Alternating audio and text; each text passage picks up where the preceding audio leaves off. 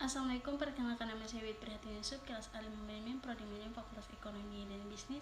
Di sini saya akan menyampaikan tugas yang diberikan dari dosen mata kuliah Etika dan Bisnis dengan bunyi pertanyaan. 1.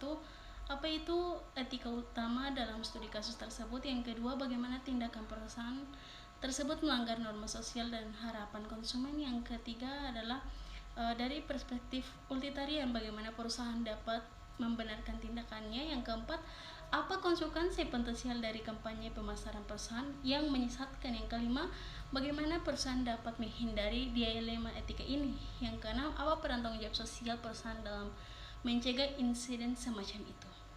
Di sini saya akan menjawab pertanyaan yang diberikan tadi.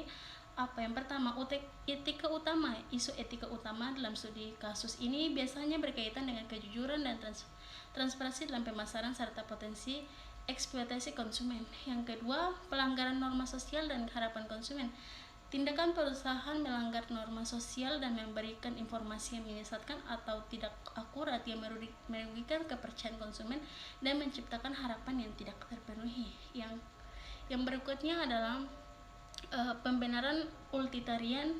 Yang perspektif utilitarian, perusahaan mungkin berargumen bahwa tindakannya dapat menghasilkan manfaat lebih besar seperti keuntungan finansial yang tepat digunakan untuk kebaikan lainnya meskipun itu merugikan sebagian konsumen.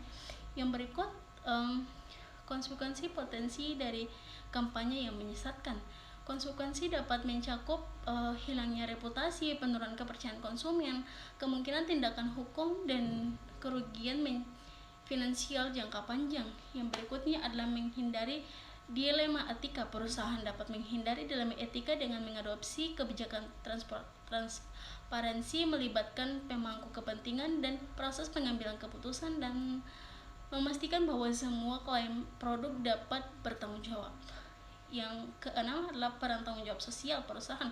Tanggung jawab sosial perusahaan atau CSR berperan penting dalam mencegah insiden dengan mendorong praktik bisnis yang etis, membangun kepercayaan masyarakat, dan meningkatkan kesadaran tentang pentingnya integritas dalam operasi bisnis.